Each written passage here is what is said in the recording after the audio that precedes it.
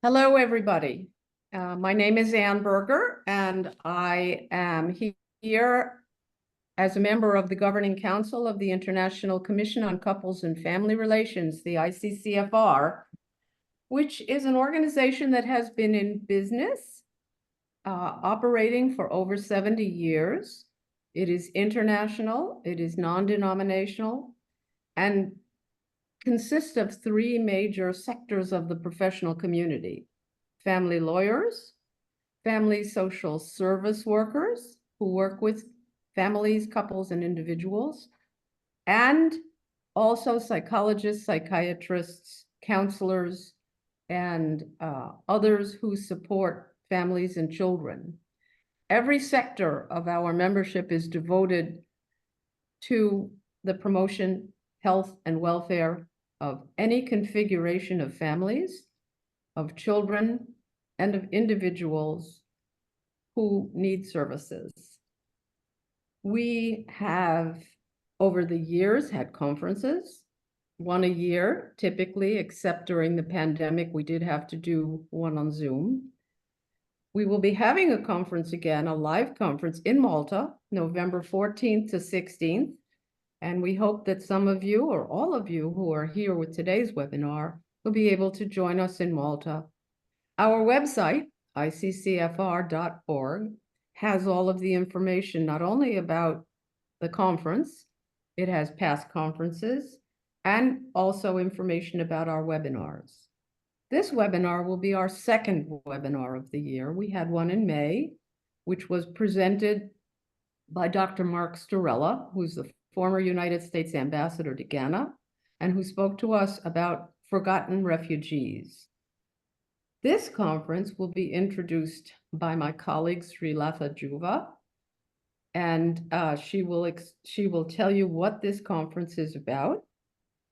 There will be a third webinar in the fall, and that will probably be in late September, just in advance of our Malta conference. We are hoping that you'll enjoy this webinar and that you'll enroll in the website, for at no charge you can receive notices of any of our future events and activities, and also information about this webinar and some of the papers involved in past webinars. With that, I'm going to turn the microphone over to Dr. Peckham Basu from the Tata Institute, who's going to tell you a little about the Institute from which our speaker comes. Thank you, Anne. A very warm welcome to everyone to the Tata Institute of Social Sciences, the School of Social Work. It is one of the oldest schools in Asia that has continued its tradition of teaching, research, and fieldwork since it started way back in 1936. The Center for Equity and Justice for Children and Families is one of the 8 centers in the School of Social Work, offering a postgraduate degree through a full-time 2 years coursework that includes classroom teaching, fieldwork of 900 hours, and master's dissertation. And in keeping with the policy change at the macro level, we have also introduced a bachelor's in social work program. And as part of our commitment to the field, we do engage with various organizations and stalwarts in the field, as well as grassroots organizations and different people who are trying in their little ways and big ways to make a difference. Coming back to the conference, the webinar that we have for today evening, peace in the microcosm of society, namely the family, has the potential to create a vibrant and thriving world. When families affirm the worth of its members, all life and their interconnectedness, it fosters harmony, dignity, and respect, and consequently world peace. Families who are able to make informed decisions, manage their basic needs, and tackle pressing human and community issues are better equipped to lead happy, healthy lives. They then contribute to a flourishing world it is imperative to recognize and acknowledge facilitative systems and cultural norms that foster interconnectedness and well-being. When we foster responsible and caring interactions within the families, we are laying the foundation for respect, oneness, and peace in interactions in the world so that humanity can flourish. With this, over to Anne to take this ahead. Okay. I have the distinct pleasure and the honor to introduce our speaker today. Her name is Dr. Thirumagal, and she is a professor and also consultant at the Tata Institute. She has over 4 decades of experience in various positions that relate to substance use disorders and the interventions for those disorders. And as those of you in the fields know, this is a problem which has not gotten better, it has gotten worse over years with the proliferation of new drugs, more powerful drugs, and more access to drugs and other substances. Apart from her clinical experience with persons and families affected by substance use, she also is involved in program management and assessment initiatives. So she oversees the programs that are in place from time to time. So she's looked at this problem from every perspective. She's a global master trainer in the field, and she has conducted training in 24 different countries. She has independently developed 3 separate courses of universal treatment curriculum, and with support from the United States Department of State, she's worked with the Colombo Plan for drug enforcement and interdiction. She has to her credit 8 publications on behalf of UN agencies, among others, and we count ourselves at ICCFR incredibly fortunate to have her with us to speak this morning. Actually, for some of you this afternoon.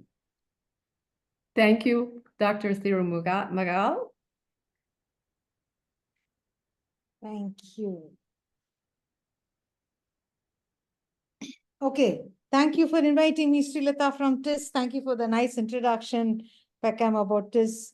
I am not a professor in TIS. Of course, in India, everybody holds TIS in a very high regard. Thank you, Annie, for that very calm and very pleasant, very introduction. Thank you. Made me feel very good. So I hope I'll be able to do justice to the hour and a half that we have in front of us. And if things go I hope Cassie and Sarah will be able to rein me in and say, shut up, focus on this. Okay, I have some slides here with me. I have about 20 slides. I hope to be able to go through them at a very leisurely pace. If Sarah sees it fit, she will intervene in between and call out a few questions. Otherwise, I just carry on with my presentation. At the end of it, we'll probably have another 15 minutes to discuss and close the session. Can I start or somebody else wants to say something, people? No, please go ahead. Okay, thank you, Anne.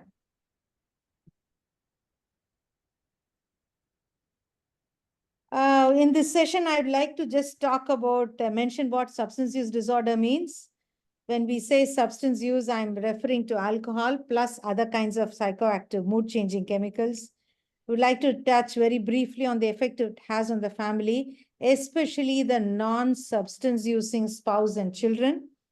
We'd spend just a few minutes to see how families usually respond to substance use disorders in the family and the messages that all of us can give. When Madam Annie Berger was going on, was making the presentation and introducing your organization, all the people who are part of this organization, my head went saying, oh, alcoholism is very much part of that group. It's touching this group. They need to take the lead in this group. So I think whatever we talk about addiction today will be very pertinent to all of us. So I'd like to spend a few minutes on emphasizing the messages that we give and the interventions that people have found to be very useful in this area. I am calling out from the latest World Drug Report released in 2023 June. Of course, the statistics will refer to 2021, 2 years earlier. It's a little not surprising, of course, that we have about nearly 300 million people who've used drugs at least once a year. And if you compare it over the past decade, we're talking about a 23% increase in the number of people who are using it. Of course, use is very different from people with disorders in the sense they're having problems because of their drug use. In that, we are talking about nearly about 40 million people. But what is sad is only 1 among the 5 are in treatment. Let's not get very happy there, because studies show even in the developed countries, about only 10% of people are actually receiving evidence-based services to treat their addiction. So basically, we are saying 1 in 16 people in the world are using substances. Lesser than 1% of them are using drugs. But in terms of access to treatment, it's very limited. And even when they access treatment, the quality of care in seeing whether they're really getting the right kind of help is very frightening, is very saddening. But this is only with drug use. Actually, our number one problem, no matter in which part of the country we live in, the number one problem is actually alcohol. Alcohol is legal in almost all the countries across the world. And often you will say, people will say that everybody drinks, but actually everybody does not drink. The global status report that was released by the World Health Organization in 2018 says that around 57% of people across the world are not current drinkers. They've chosen to abstain from alcohol. And a good point to note is that about 44% have never consumed alcohol. They're total abstainers all through their life. But to take a case in point, the alcohol use scenario in many of our countries is very frightening. India is a case in point.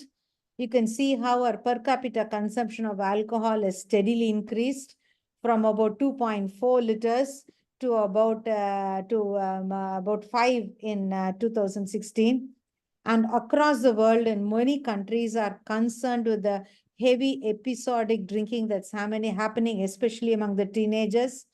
For many years, in many Asian countries, we believed that women were largely abstainers. That is not the case. All over the world, we see young, upwardly mobile women. The use of alcohol has steadily increased. So basically, if you have to break it up, it looks like this. We have a good percentage of the world population who does not drink. There are some people who use alcohol in small amounts. There are people who are using it at hazardous level, heavy episodic drinking, more than 6 units in an occasion. Then we have people who are drinking in very harmfully. And then we have a segment who is already addicted to alcohol. If you look at it, we have a very small percentage is addicted to alcohol. That is the small bit, the white tip of the triangle that you see. The remaining of the people, the large group on the ground are abstainers. They are then we have the low risk users. Then we have the risky people who drink at risky levels, then harmful ones, and then the people are addicted. But you will see that it could be very easy to reach out to all of them by offering some universal screening services, so that if they are abstaining from alcohol, we can reiterate their decision and say, good thinking, stay that way. Life is good without alcohol. Because NIAAA in the respected organization in US, WHO are all now increasingly recognizing the negative consequences of alcohol use. They're saying that alcohol use belongs to the group 1 level of toxins. The alcohol sits beside asbestos, radiation, etc. The health consequences are high, including NIAAA and WHO are saying maybe it's not a good idea to call something as a safe level of drinking. They're saying the least amount you drink is the best for you. And if you choose not to drink, all the more good for you. So I think the perception with which we use alcohol use has to go through a shift now. This slide that I'm presenting was part of a brief intervention initiative done in USA. They said to carry out a universal screening and brief intention will take about 10 minutes. In that, 71% you can just send them off saying, okay, just watch it and let them go. Around 25% will do very well with a brief intervention, which may take just 10 minutes of your time. And only a small percentage, about 4 or to 6 to 7% only will need full addiction treatment, specialized addiction treatment services. But most of our countries have allocations all the other way around. We're spending all their effort and time and energy onto specialized treatment for addiction, which helps about 4 to 7% of the population, where we should be of the alcohol use population, and the rest of it we are not providing help. UNODC and WHO are repeatedly emphasizing that we should be giving out more information about alcohol and drugs so that people can evaluate themselves, recognize their levels, and most of the practitioners, psychologists, social workers, health givers, etc., can provide brief intervention services. And only a small percentage of people will need specialized addiction treatment help. Before we start, I want to emphasize that substance use and family or individual dysfunction works both ways. Substance use disorders can lead to dysfunction, true. But the other is also true. Family dysfunction can often trigger off substance use disorders, especially with the adolescent drug use problems that we are seeing today. Most adolescents, evidence-based practices that have been successful with substance using adolescent population have always emphasized the need to work with the family. Family intervention is the core of working with adolescents with substance use disorders. So either you see it as a cause or the consequences, the need to work with family members becomes an important component of our substance use intervention programs. Let's talk about how substance use affects families. In the evidence related to health consequences, I'm not drinking, but I'm living with a person who's using drugs. He can be my spouse, he can be my parent, it can be my sibling, it can be my child. Doesn't matter, but the health impact on the family is extremely high. One of the studies done by one of the Kaiser Permanente, the biggest insurance service provider in US, highlighted this very well. Studies have shown that that family members who live with addiction often have need higher healthcare costs. Their costs are, even after substance use stops, the healthcare costs are about 25% higher than families without an alcohol drug use problem. Other studies show that they need about 24% more amount of inpatient treatment services. Children who come from families with addiction often fall sick more often and often need a longer amount of time to get better. The UK-based National Association of Children of Alcoholics, a big organization, highlighted the fact that almost 50% of children who needed admission in a psychiatric health facility came from families where addiction was part of it. Riley is in one of his long-term study. It's one of the long-term longitudinal studies of 22 years. He traced them and said children who grow up with addiction often have poor health status, and even their sick leave utilization is much higher, much after they've become adults. If you look at the spouse, marital dissatisfaction, conflicts, lesser cohesion, incidents of violence, etc., is simply higher for spouses who living with an alcohol using partner. I always like to talk about a very pertinent point made by Boss. Boss was one of the researchers who said a spouse who lives with an alcoholic partner has what is called as an ambiguous loss. Even if the partner died, she'd be able to talk about it, get support, and see herself as a single parent and be able to survive. But when the spouse is living with an alcohol using or a drug using partner, the person is physically present, but emotionally not available and psychologically absent, which makes the burden on her much more poignant, much more painful to bear. Parents who have children with substance use problems are, of course, yet another heart-wrenching tale. There are two people whom I hate to see in addiction treatment center. Children who are waiting to see their parents to be admitted, and old parents waiting in the waiting in the admission hall, hoping that the child will be able to get into treatment at a time of life when they should be sitting back and enjoying their sunset years. They need to grapple with the issues of substance use issues of their children, which makes it extremely saddening. But I want to focus on the children here. Somebody said the closest you can come to imagining a life in a concentration camp is to look at a child who's forced to grow up in a family with alcoholism. Even their basic needs are not met. Even if the family is economically stable, their food, sleep, nutrition status, etc., immunization schedules, adequate protection from the cold, etc., is simply not there. The instability is very frightening. When the child returns home from school, he does not know what he will find. Is his father going to be fully drunk? Is he going to be quiet today, or is going to create a racket? Will dinner be cooked? If dinner is cooked, will it be served on time? Even if it is served, will we be able to eat it in peace?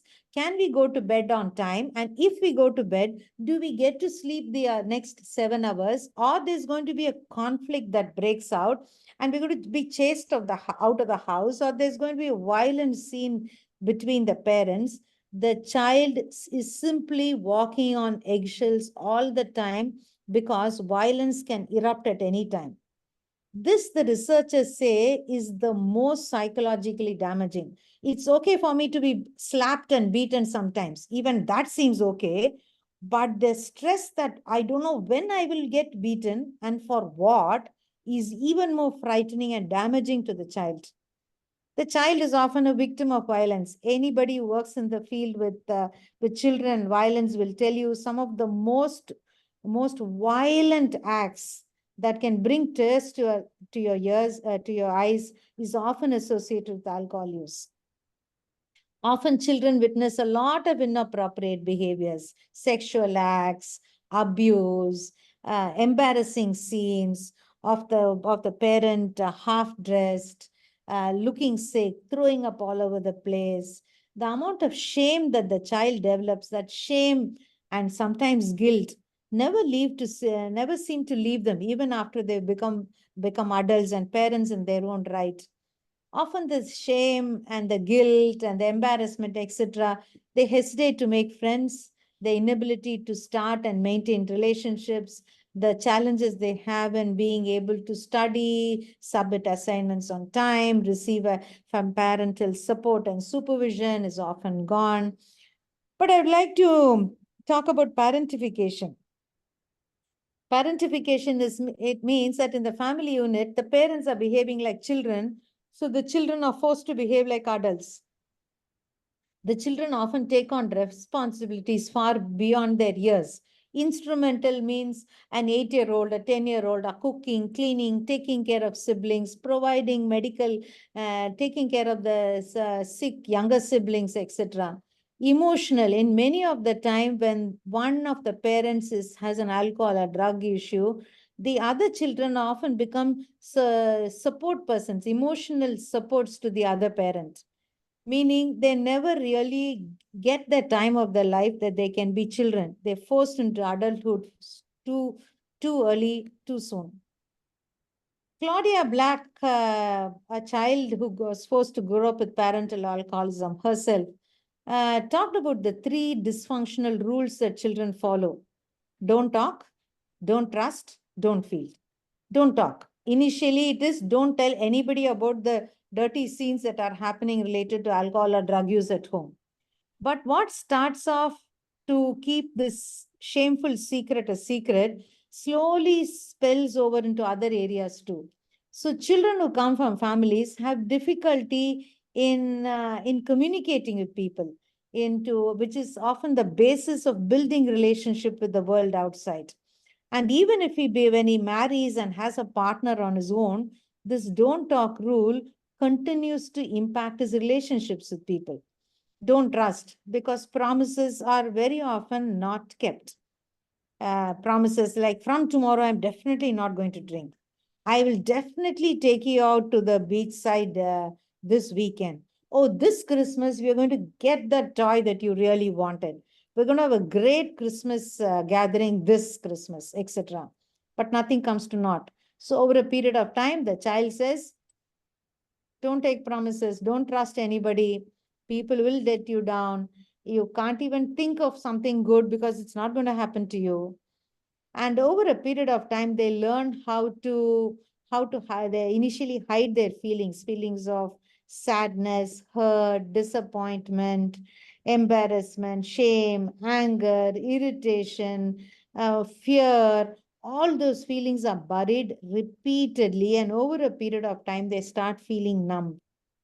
When you work with adult children of alcoholics, adult children who grew up in families with addiction and become adults in their own lives, when they come reach out to you for counseling, you'll be amazed how these three rules continue to hamper them.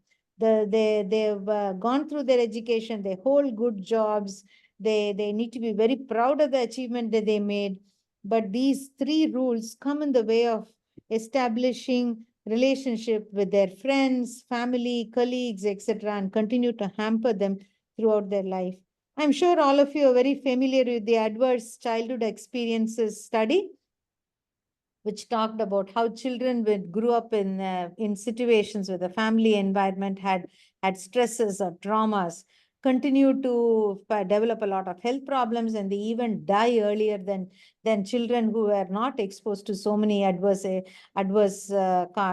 events in their childhood. So I think all of us owe something to the child, because those children have no voices to express their fears, and often they remain a hidden population who continues to suffer in silence. This being the case, what can we do with families? We can work with the adults there who are not using substances and help them change their coping strategies. When we talk about coping strategies, there are three main coping strategies we talk about generally. One is the problem-focused coping, saying, okay, this is a problem, what can I do? There are many people who do emotion-focused coping. I'm crying, I'm so distressed, I'm feeling very sad, I feel very let down. So all the coping that I have is only limited to me expressing my feelings. Yes, expressing my feelings is good. Catharsis helps. But if my coping stops only by handling my feelings, the dysfunction continues to be there. The impact on my emotional well-being continues to be there. The third kind of coping is, of course, avoidance coping, which we just accept, especially in an Indian situation or cultures where woman is very vulnerable, has little power to call the shots or make decisions regarding her life. Marriages are never meant to be broken. You cannot abandon your family. Single parent children will not survive. So you cannot break the family, kind of cultural messages. Often she continues to put up with the dysfunction and adjust to what's happening. Of the three, we know for problem focus coping would be the healthiest one to do. But often culturally, we may have to alter or suit or be flexible to the messages that we are giving to our families, so that they're able to do whatever is possible for them to reduce the dysfunction and cope better with the problems that addiction has brought into their families. How do families usually cope? Addiction is a shameful disease. Many years ago, WHO ran a study on stigmatizing issues. They had 18 listed. In that, alcohol was number 14. Drug addiction was 15. It was just a few things above murder. I mean, They ranged it from the least stigmatizing to the most stigmatizing, and alcoholism was scored 14 out of 18. The stigma, often people feel that if I say that I have an addiction in the family, usually in many Asian settings, it is the wife to blame. A woman can do anything. If the husband is drinking heavily, that means she's not being the right kind of a wife. If the child has got addicted, it's because parents did not do the parenting right. Very convenient. Everybody has an answer for everything. So usually in response to that, they often would start justifying his drinking. Oh, he's drinking because his other classmates drink. His office colleagues are all always hang out during weekends, and because of their company, he's drinking a lot. He's having a very high pressure job. Sometimes it's minimizing, saying he's drinking, but he's still managing to keep his job. He's drinking, but he's not drinking as much as the neighbor next guy. He's not drinking as much as his father or his brother. Then, of course, it's blaming. Somebody else gets blamed for his drinking, his disease. And usually, family members feel compelled to protect him from the negative consequences of his drinking. Like if I get drunk and pick up a fight with my neighbor, my family members would go and say, very sorry, she's not okay today, so please excuse her. So I'm violent to somebody, I break something, my family will bail me out. I'm late for work, somebody will call and it makes excuses on my behalf. I take a lot of loans, somebody will use up their savings and pay back my debtors because it's very embarrassing to face the creditors. So families often continue to protect the person who's using substances from the negative consequences until it comes to a point where they've run through all their resources and no longer they are able to do it. Our role in this field is to help them to pull out this protection much earlier, so that the family is in a more stable economic condition. The amount of angst and resentment is much lesser, and it will be able to rebuild the family if the damages to the family is much less. Of course, they'll try advising, bribing. You please quit drugs, I'll get you this car. You quit drugs, I'll send you on that expensive holiday. Threatening, if you continue to do this, I will commit suicide, etc. Threats need to be made only if the family is planning to come through that. Otherwise, threats have no value. Usually, family members display their anger, display the resentment, display their sadness. Often, because of that, it hurts relationship with their own within their own family, with the neighbors, with their friends, with their colleagues, which would often would have helped them cope with the distress caused by addiction. The social isolation is very real. I don't want to go to weddings because my spouse is drunk at home. Because all my relatives would ask me, where's that guy? So, or in the Indian situation, we all take pride in the gold jewelry we wear, the nice clothes we wear to a wedding. So, if she shows up and she doesn't have a jewelry which has already been pawned, or she's not as well dressed as her relative, she would not go. She would not go to church because people would ask her what's happening and why is she looking so sad. So the social isolation often adds to her the level of distress that the family members face. So in this scenario, are all children equally affected by parental alcoholism? One of the famous 31-year-old study done in the Kauai Island showed that all children are not affected. That's when it brought us to the focus of the term resilience. When you see the term resilience, it's easy to remember that keeping immunity in mind. If my physical immunity is good, even if people around me are sick, I'm not going to fall sick because I have immunity that will give me protection from the disease. Resilience is just another construct like that. Many children are resilient in the sense they're able to stay in such an adverse condition and yet manage to thrive. They're able to live in a situation where there is so much of distress and yet manage to go on and survive and achieve and establish a very very healthy lifestyle for themselves.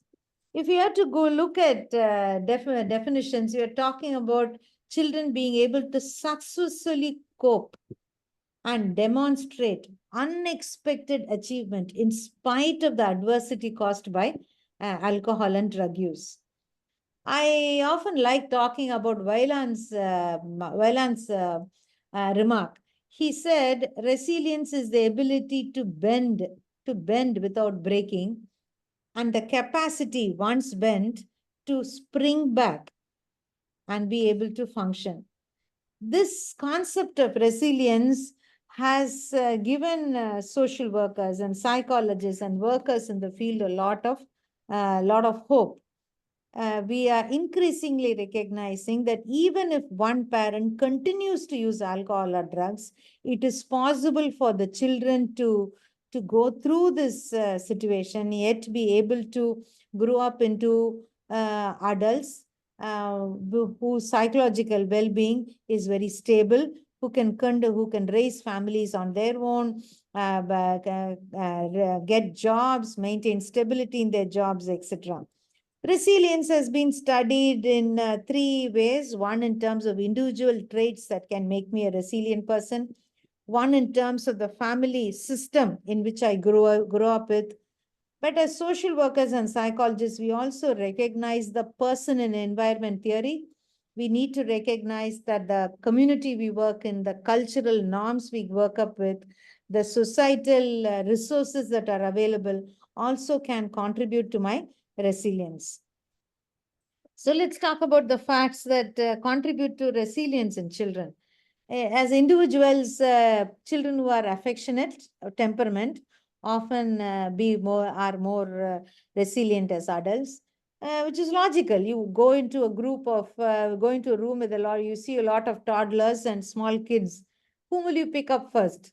You pick up with the child who turns and gives you a nice smile and probably holds out its hands for you to pick it up. So children who are able to demonstrate affection often start building the resilience from the early years. School often has a remarkable role to play.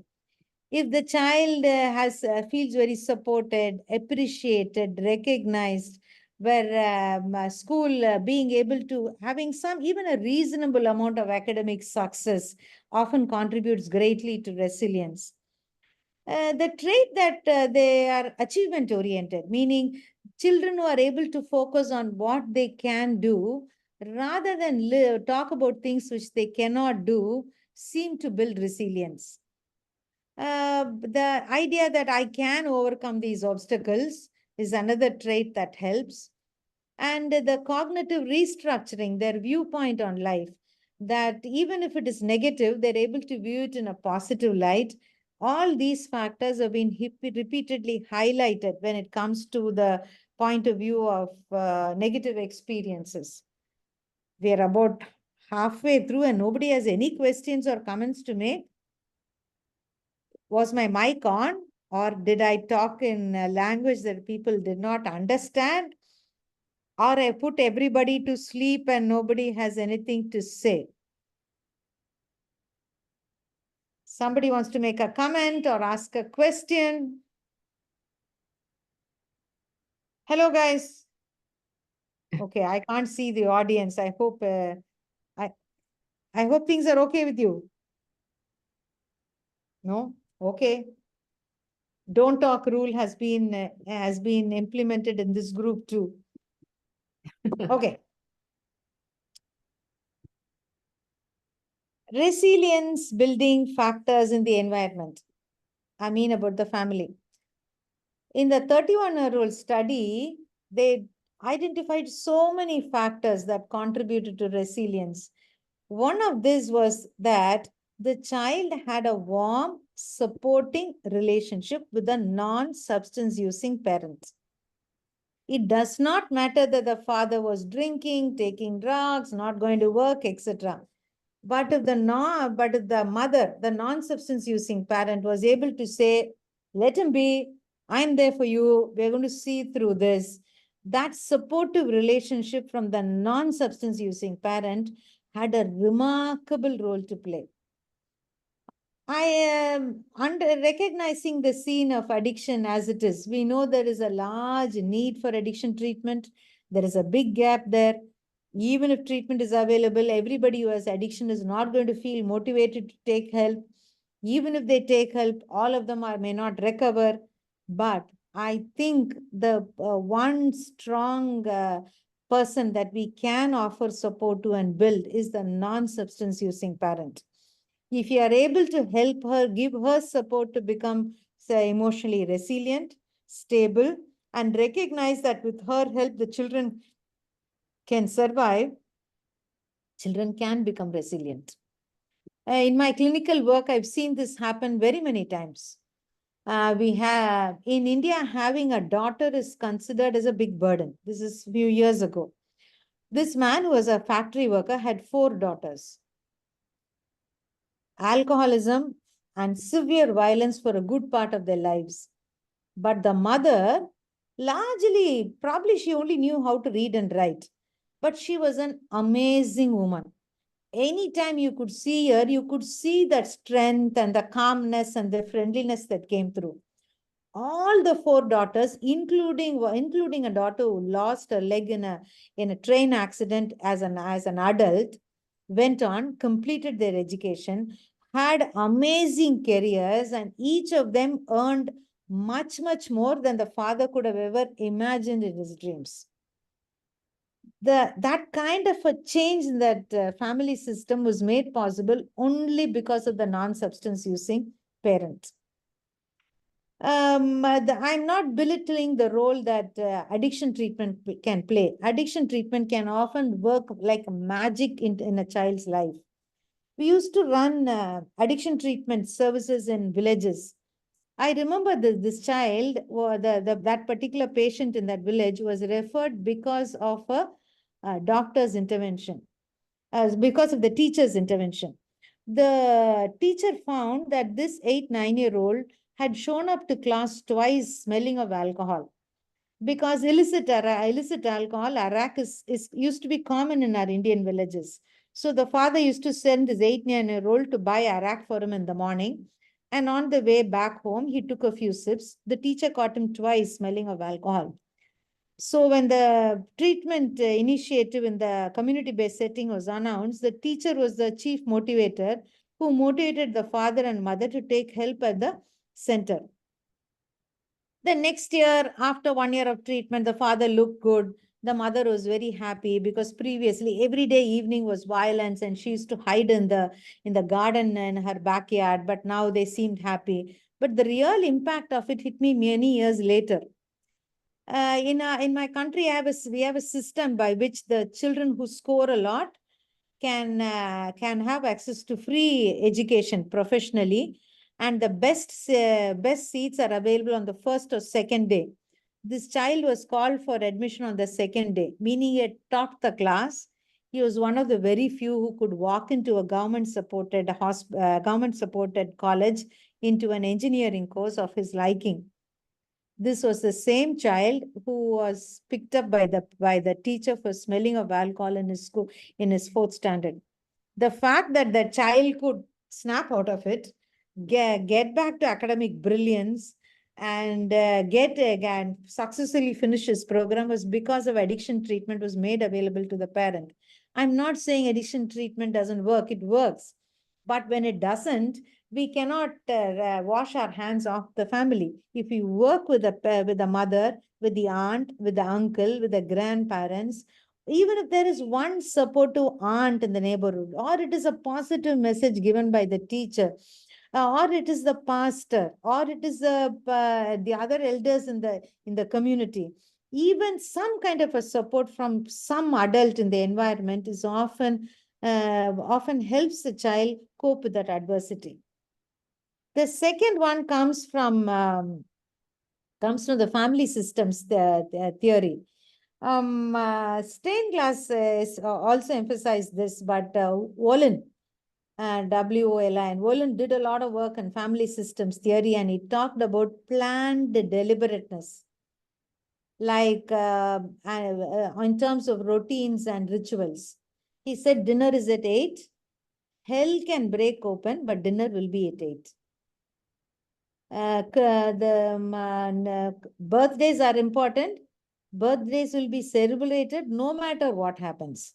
Of course, the mother doesn't have money because the father is using drugs.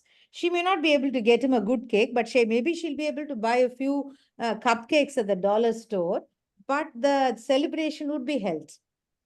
The mother cannot cook a feast, but she'll make sure that that child's goodies are cooked that day, maybe in a small quantity, but the atmosphere around that eating and serving and celebration of the child will definitely happen.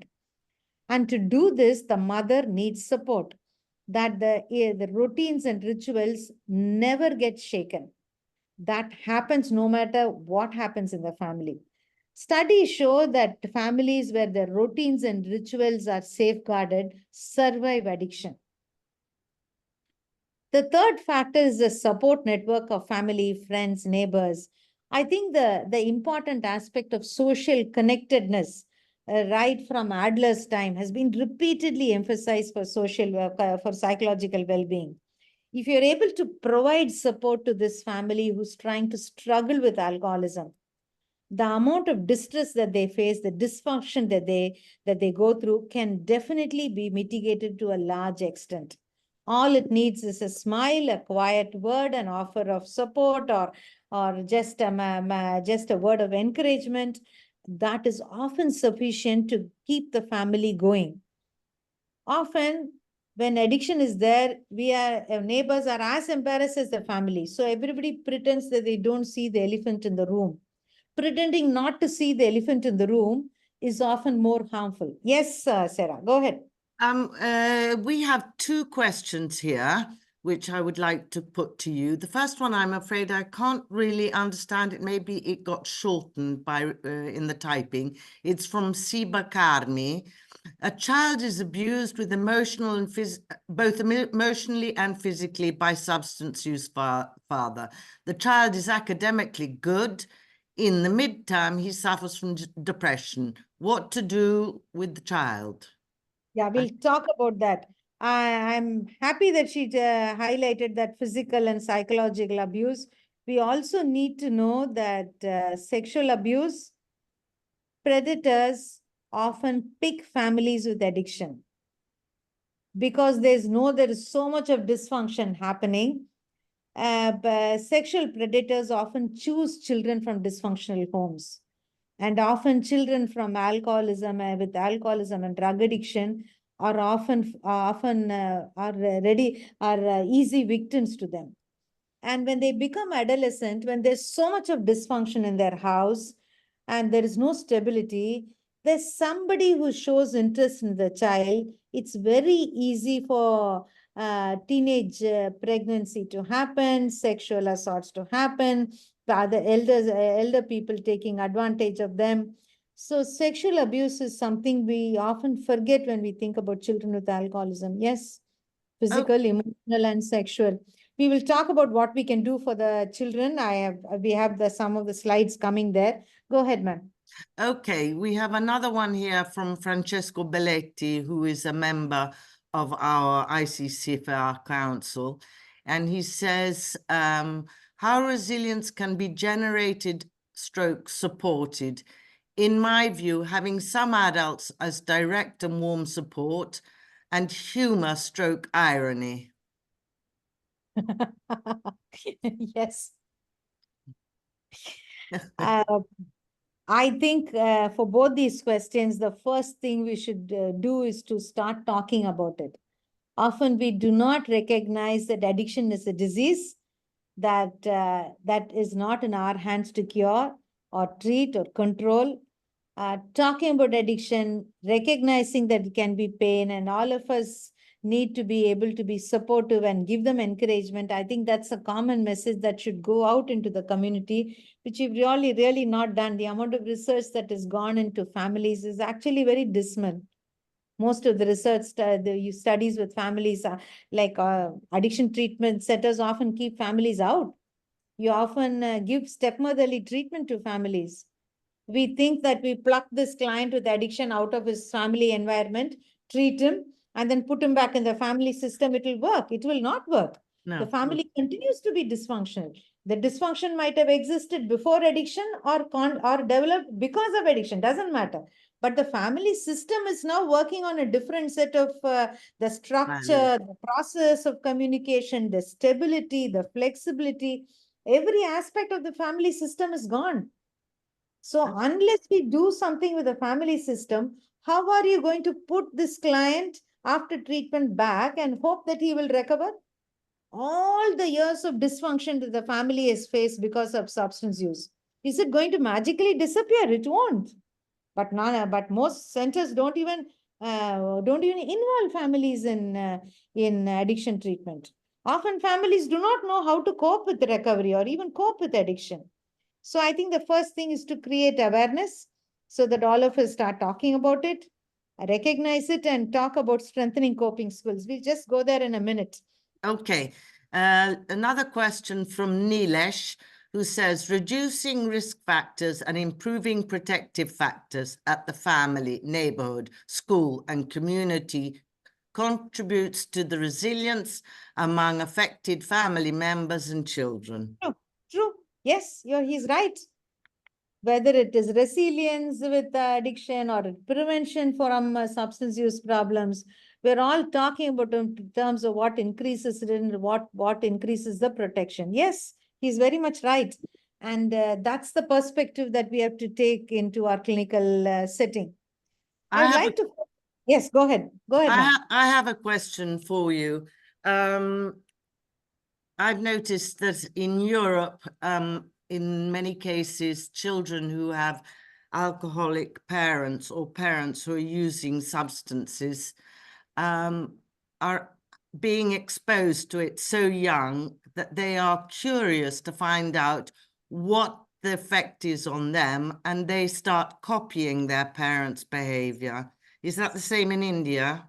Yeah, very much true. Three things happen, ma'am. For one thing, there is an availability of the substance of use in my family setting, isn't it?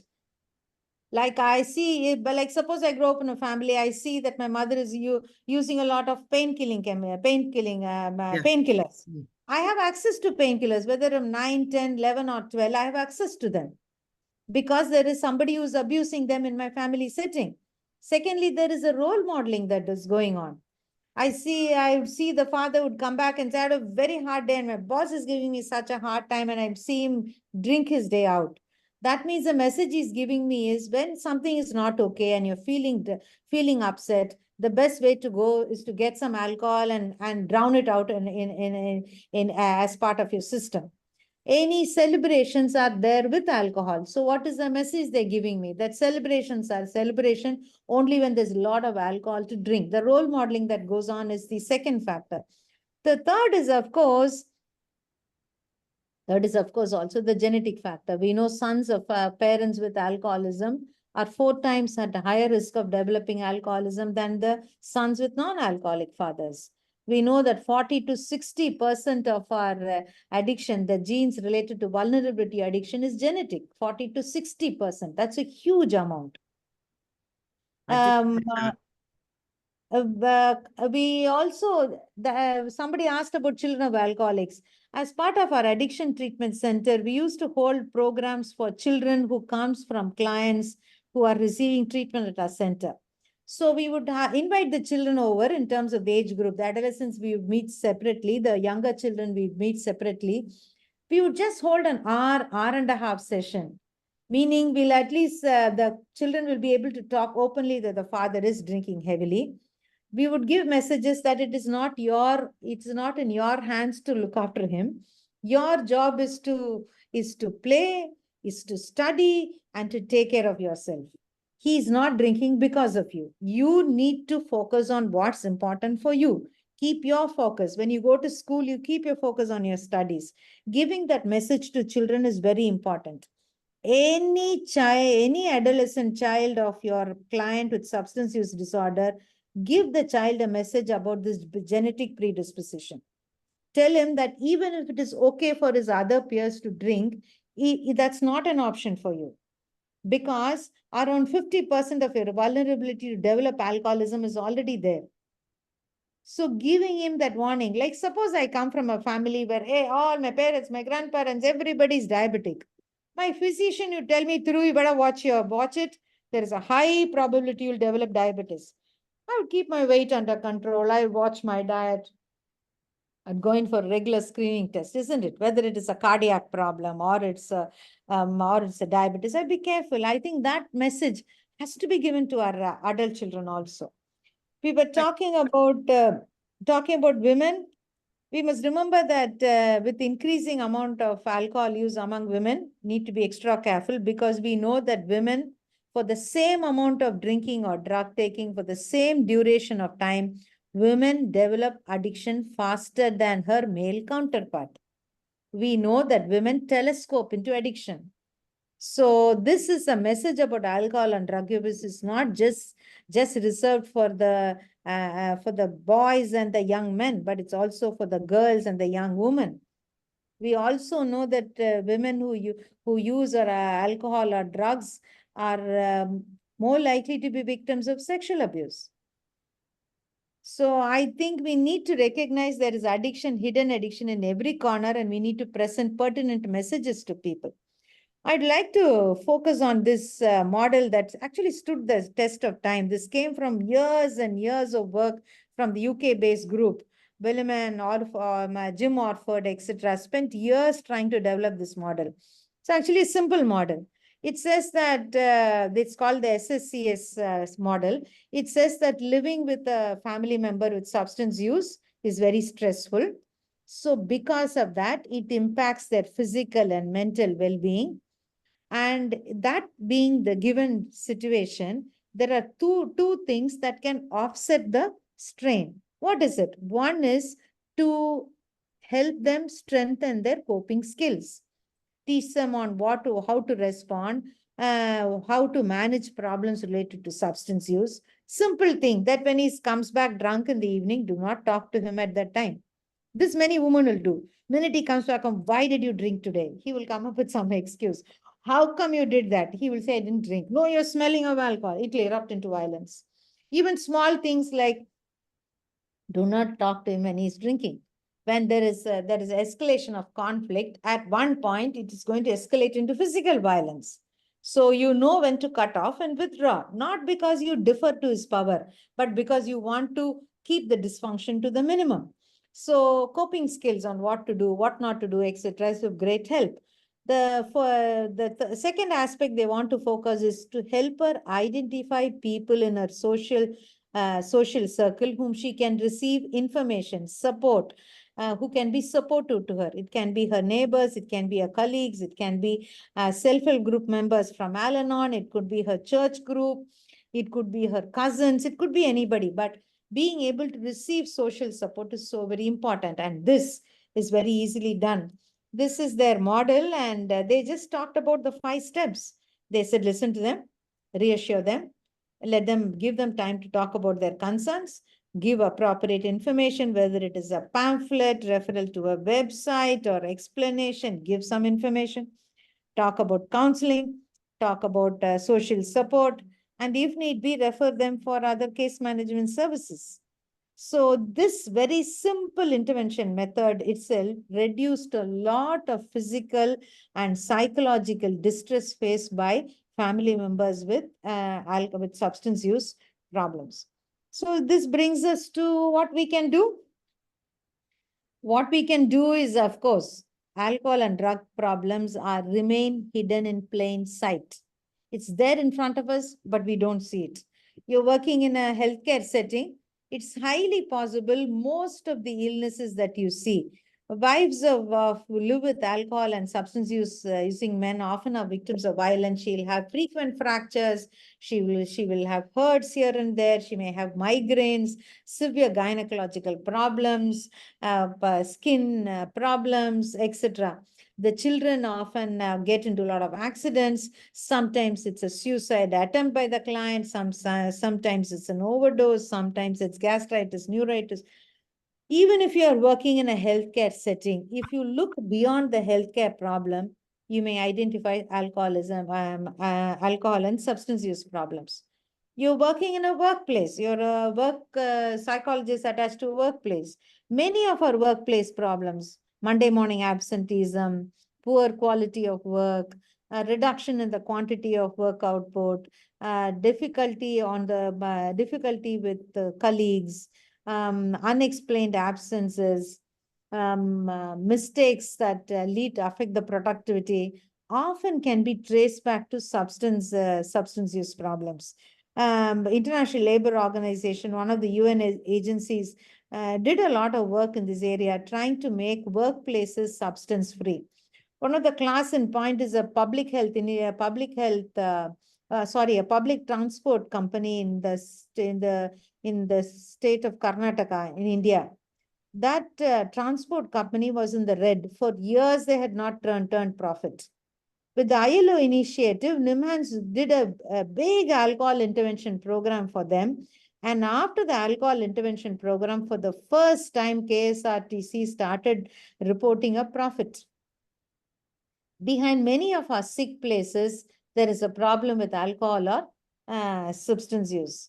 You're working in a school.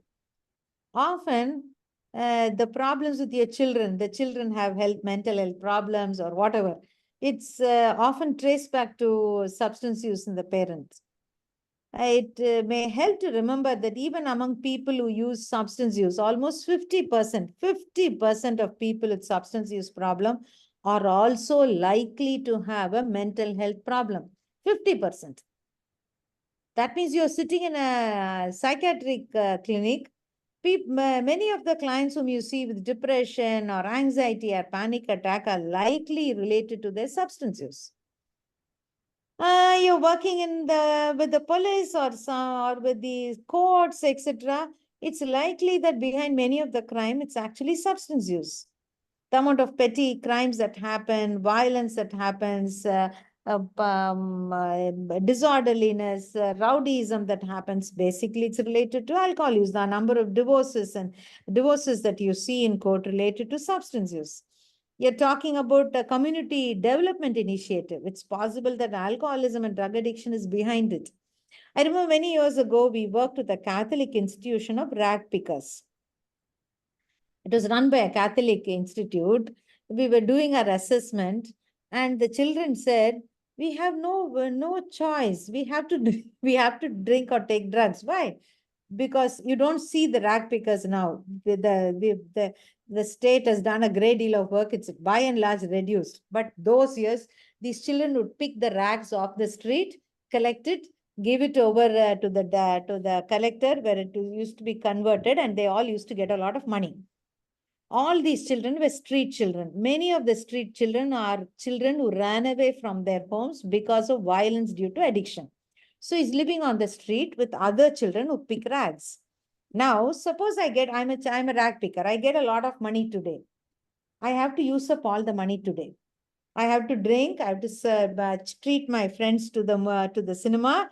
I have to finish the money today because I live on the street. If I keep the money underneath my underneath my head and go to sleep, in the middle of the night, somebody will steal the money. So most of the kids were living it up, meaning buying drugs, buying alcohol, etc. So the Catholic dad started a very simple initiative when we told him this. He just started a notebook and he said, "Okay, all of you have money, can come and give it to me. I can be your bank. You can sign. And once you made this amount of money, I can get you a tricycle so that you don't have to walk and do rag picking. You can use a tricycle and pick up rags." Amount of drug use came down dramatically. Sometimes solution to our community health problems is not something else. It's just often putting some resources in place. In another fisherman village we worked in, most of the youngsters, the only option available is sit in the highway, drink beer, and watch the traffic go by. As part of our community intervention, we just put in a small gym. We bought them a carom board, some games to play. We got their local beach volleyball teams, their kabaddi teams, some jerseys to play with so that it had a number, it had a name of their community. And amount of drinking that you could see visibly dramatically came down. Sometimes when you assess communities for problems, you may see alcohol is part of the problem, but often the response lies in non-alcohol related interventions too. Interventions that dissuades, as somebody said, to increase the protective factors to have healthy leisure activities that can reduce risky leisure activities like drinking alcohol. We're talking about women empowerment services. You're working in a women welfare unit. Women often find it very shameful to acknowledge that the husband has a drinking problem or that she has a debts, that he is accusing her of having an affair. With alcoholism, paranoia is very common. And in a situation like India, if the often men carry a lot of power, and the worst thing he can do is to look at his wife and say, I'm sure you're interested in other men. This will silence her. Helping her recognize that that's part of his disease. He can make paranoid statements like that. You don't have to give in to that. Even those messages can be passed in through her. So no matter which kind of a setting you work in, alcoholism and drug addiction can be related to that. So our ability should be able to identify these signs and symptoms, carry out a brief screening procedure. WHO has developed WHO has developed a 7 questionnaire assist, which can screen people for alcohol and substance use problems in 10 minutes. Brief intervention takes 10 minutes. Remarkable results. It's not only case in India, and many in the Journal of Social Work and Substance Use, repeatedly they've highlighted how social work education has not trained social workers adequately on substance use disorders. The same accusation is made from the on psychologists, on medical doctors, etc. It's time that we train people to identify, screen, provide brief intervention messages, give right messages to the people whom you meet. If that 4 to 7% of population needs addiction treatment, refer them for services. Yes, yes, Sarah. Go ahead, Ma. I just wanted to ask you if you knew anything about a new screening system which is coming to life in the UK, where drug addicts can actually go to, they're like caravans set up on the road, and they can go in with the drugs they're taking and have them identified and have them dosed. It's not a way of trying to stop people from taking the drugs. It's trying to tell them what they're taking and what the dosage should be. I've not heard of this, but the strength of the program is very visible, isn't it? It is indeed, They get- especially as there's so many new drugs on the market, and Yes. people, especially with fentanyl, a lot of people don't know what they're talking, or what they're Yes. taking. In addition to that, Sarah, you've told me that if I'm a substance user, that I can reach out to you. You've broken that isolation from me. You understand? I came in, I saw you, and that often opens the door for other communication. After I know it is fentanyl, I may say, I'm not able to stop, but I wish I could do something. You may put me on a harm minimization program. I'm interested in doing something like this, but you see, I have a problem. Actually, this is my back problem that is leading me. You can talk about how are the other initiatives to manage my pain without reaching out to illicit drug use. You're opening the door for that. Many years ago, remember HIV broke out? Yes. Initially, it was noticed among homosexual men. Then it was among the intravenous drug users. There was a beautiful case study in Point. In the New York City, they gave out information that you sharing needles may be spreading this disease. The study showed that remarkably many of them stopped sharing needles immediately. The kind of experiences that you're talking about tells that if you put knowledge is power, if you give people the knowledge, you give them the basis of which they're able to take healthy decisions. They're often doing what they're doing because they don't know how to deal with it differently. Yeah. Like for many years, when we talked about families, we used the word codependency. Okay, we said they were all codependent. We made it sound, and we even told them the family is as sick as the person who's using drugs. The husband is taking drugs, he has addiction, a disease. The wife is living with him, so she's a codependent. Almost made her seem that she was as dysfunctional as he is. Much later, we realize that it doesn't have basic structural, it's not grounded in research. They couldn't identify what exactly were codependency traits. And many workers explain that it's actually lack of recognition of the nature of disease of addiction and poor coping skills. If you give her the right information and teach her the coping skills, she would be able to deal with addiction in the family member much, much better. So what you're saying is emphasizes the message that all of us should be talking, all of us should be giving clear, simple messages and teaching them coping skills to deal with this cunning, baffling disease of addiction. Okay, thank you very much. Now, I'd just like to say that we've got just over 15 minutes left, and I know Yes. that one or two of our council members would like to open a round table where they could all chat in and ask questions and get answers. Okay. Is that okay for you? Yes, I think I just 2 slides ago. Can you just give me Okay, 2 minutes? when you Yeah. finish your slides, of course, absolutely. Thank you. Yeah. I just want to give these three, we need to give them the 3 messages of the 3C. This comes from Al-Anon, the self-help group of loved ones who are struggling with alcoholism. Al-Anon is a self-help group that is run in 140 countries. You can go onto the website. They have the chat rooms. They have online meetings, etc. 3 messages, 3 C's. You didn't cause it. You are not responsible for his drug addiction or alcoholism. You can't control it and you can't cure it. Second message is emphasize families that they need to take care of their own needs. Like I often tell my members, in India, it is considered wrong for the women to eat before the men of the household have eaten. I'll tell them that your husband comes home at 10, 11 o'clock fully drunk. He doesn't need food. You need food.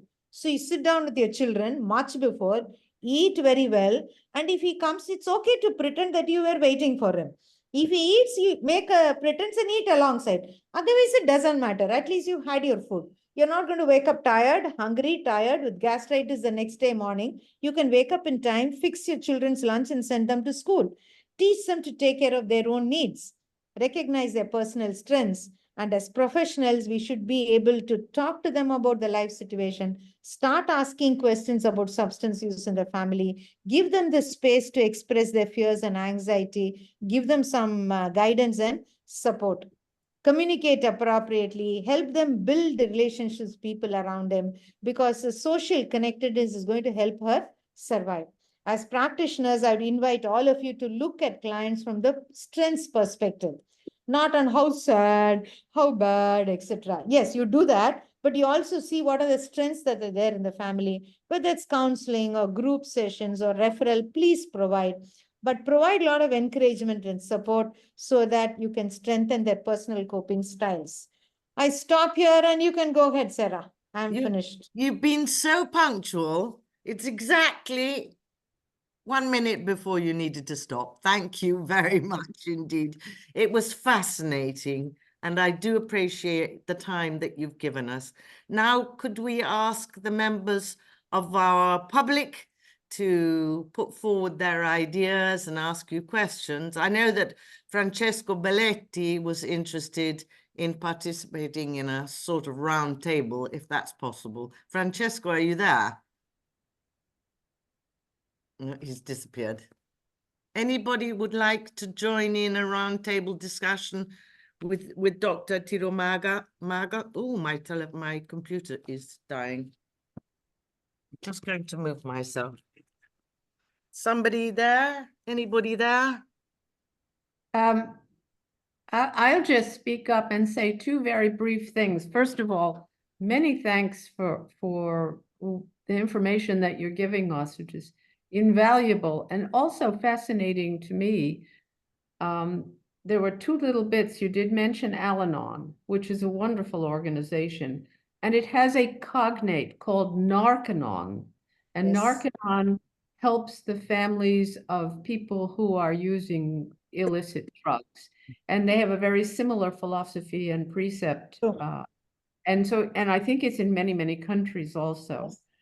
The second observation I would make is I'm a family lawyer, and I can tell you from my own perspective of practice that at least 40 to 50% of the cases that present to me, people seeking divorce, separation, things of that sort, the root of the request is substance abuse.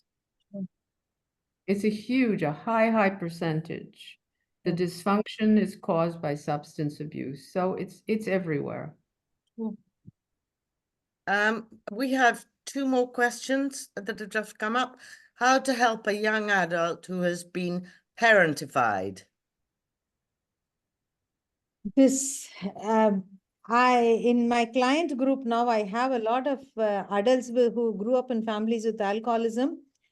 It takes a while for them to start talking and recognizing the themes in their childhood that govern this parentification. Many of them play that responsible child throughout. They feel they're responsible for their parents, responsible for their siblings. They find it very difficult to let go and even have fun. They feel the amount of guilt is very high. So, and when you see clients like that, it's important you take it slow. It takes a while. Start with whichever issue they present first. Sometimes it's an issue like, I'm feeling very sad. I want to get on with my career. Sometimes it starts with that. It's only slowly that they start talking about the influence of their childhood on their presence. It's up to you as a therapist to help them see that the roles that they played in the family of origin, they continue to play in their adult roles. They're holding themselves back. And then that to build the trust and then to work on them is a challenge, but it's a beautiful journey that you can go with them. You'd feel you can see magical changes happen. But for that turn to come in therapy, sometimes it takes about 6 months for the first breakthrough to happen. It takes about 1.5 years for them before they start becoming aware of all the messages that they are carrying and how it continues to hamper their lives. Okay, thank you for that. There's one more question from Francesco. He says, just another quick question. Alcohol is mostly legal and socially much more supported. Drugs are not. There's a strong distinction. Is it true? And is there a lot of combined drug alcohol addiction abuse? Yes, the social acceptability of alcohol is sometimes positive, sometimes negative, either way you see it. And right now we see a lot of alcohol and cannabis use in many countries. Cannabis is the most commonly used drug. With the legalization of cannabis, the recreational use of cannabis, the cannabis is also the other drug which is increasingly seen as part of a socially accepted drug, especially about the younger generation. So things are really spiraling out of control.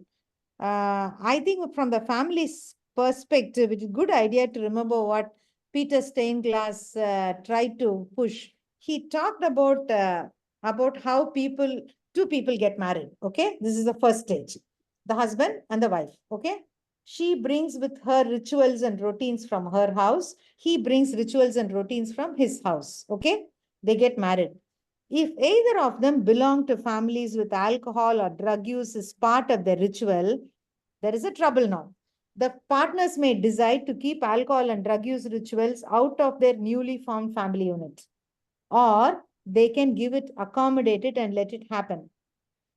So Steinglass beautifully showed how even when they start making a family unit, decisions need to be made about rituals that the family will follow, rituals about whether you will store alcohol, when will alcohol be allowed, how much will it be allowed, are you going to allow cannabis smoking inside your house, what happens if your friends come in and start smoking cannabis in your house, where are you going to store your painkillers? How often you do use a painkiller? How all these are rituals and routines and rules that you decide as a family. And that is going to determine the intergenerational transfer of addiction. Steinglass talked about most of it with alcohol, but I think the difference between alcohol and drug use is not very different. It's the same. If alcohol, drug use has become part of the system, like every Saturday evening, or both of us will sit down and have a joint, any party that we throw, we would buy cannabis and make it available to our guests. What's the difference between alcohol and cannabis use? It's similar. There was a time when we could make a distinct difference. But now with cannabis, things have changed. Even in countries like India, where we still saying that that cannabis is not legal, all our youngsters say America has legalized it. If that is safe, then it is safe here also. And India, and its south part of India, we produce very good cannabis. We have the temperature right for it. All of us have a severe problem. I think the difference is breaking down very quickly.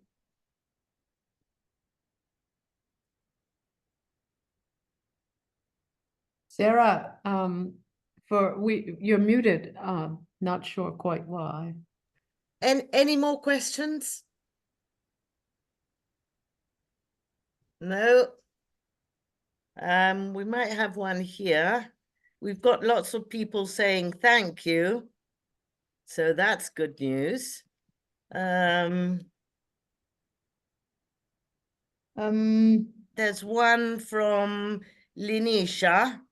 Apologies, Sarah. I was going to point out that in some cases, the addicted parent being a negative role model becomes almost an incentive that make the children thrive and to a more successful and healthier life.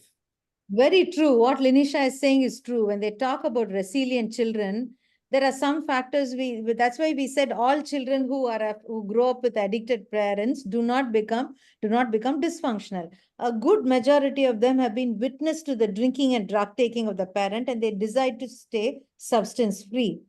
They often, sometimes siblings in families with addiction often develop very strong bonds because the parents are absent. So this bond between the siblings is much stronger than families without addiction. And sometimes, since there is so little support and emotional support and camaraderie at home, these children are able to reach out and develop strong links with the other people in the community. I have an older friend who came from a very dysfunctional family.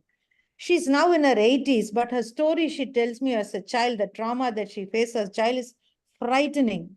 But her social circle is amazing. I think not having that support from her mother and a fairly absent father really pushed her into forming very meaningful bonds. And often being able to be kept back because of the adversity in the childhood can drive them to achieve. I agree with her. There's a question from Atira, which says, part of the family in addiction treatment is very rigid in India, including the family in treatment.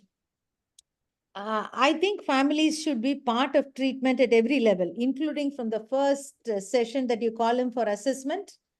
And while you are providing treatment to the client, you need to provide treatment to the family. I worked in a center for many years. I ran the family program which continued for 2 weeks. In the sense, we used to have a psychoeducation session, a group therapy session, some counseling sessions, introduction to the Al-Anon group or the Naranon group, providing information about the self-help group meetings in the city, doing some art therapy to help them recognize what are the leisure activities, joyful things that bring them joy. And this family program made a lot of difference. I did a qualitative study after this program. I remember some of the experts, the family said, oh, I feel very ashamed. There were points of time when I thought I would just commit suicide and die because I couldn't cope with addiction anymore. Now I know that no matter what happens, I'm not going to commit suicide because this guy may not be around, but I'm going to be there for my children. For my children's sake, I'm going to get my life into order. For my children's sake, I'm going to cook, work, write, enjoy, and be there for them. Including families in treatment is a must. To me, personally, if you treat addiction and you don't treat the family, it's a job half done. Thank you so much. Often treatment centers are hesitant to involve the family because they don't know what to tell them. So since I don't know what to tell them, I keep them out of the treatment process. I think we should be, I sincerely believe, I strongly propose that families should be part and parcel of any treatment initiative.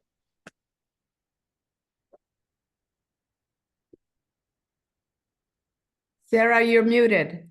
Sarah. Okay. In which cases children should be moved out of their dysfunctional family? When there is a threat of their safety, physical violence, threat of being sexually abused, physical violence, especially the kind of trauma they carry in their heads for years after is very frightening. I know in your other countries you have a foster care system, but there are many holes in the foster care system. But we need to look for support systems. In countries like India, often there may be a grandparent who's willing to move in. Often children find an aunt or uncle nearby where they can go and get support for their abuse. Often our countries, having the police intervene has often worked well sometimes. The police will come and say, do whatever you want, but be careful. Often we do not use our family system to benefit. My PhD thesis was on wives of alcoholics. So when I was interviewing them, I was asking about violence. Many women said, oh, he used to beat me, but now he doesn't. So out of curiosity, it was not part of my studies. So I asked them what happened. One woman said, oh, one day, finally, I decided to break the secrecy and call my brothers and told them. All my own brothers, my cousin brothers, every showed up in my house. They sat that guy down and say, she's your wife. We are not interfering in your family business. This is India, a village. But dare you beat her, it's finished. Dare you lay your finger on her. That day he stopped hitting her. And No it more stopped. physical. It stopped. It stopped. One of the women, she was an excellent public relations officer. She said one day when she used to take his beating, because if your husband hits you, you cannot supposed to protest. You think you cannot. One day she held his hand and said, touch me and it's finished. That day he stopped. Well, that's a nice story I to think end talk on. about violence. Teach your women that they do not have to take the violence. Just because it's hitting you, you don't have to take it. Often knowing that you have supports around you, you have the police around you, the law on your side, often can make wonders. To work with the community, we often tell the other neighboring women to be supportive, provide support, give her help if she is being beaten. And if you do the right kind of community intervention, there is a response to violence. It's possible. Gosh, what a lot of information you've given us. And it's interesting to know that the Indian story is not so different from the European story. And I think the American story is also very similar. So we learn through this that we must exchange our ideas and our expertise and find a way where we can help people who are ill, because I believe that alcoholism is an illness. So thank you so much indeed, Dr. Thirumagal. It was really... Thank you to all of you for having me over. Thank you. No, thank you. You've been really very clear, and we will have you back. I hope you will come and see us in person, maybe in Malta next year. We have a very interesting conference. Thank you very much. Thank you also to Peckham. Thank you to Shilata, who I can't see. And we hope to see you soon. Have a good weekend. Thank you. Thank you very much indeed. Bye-bye. Bye-bye.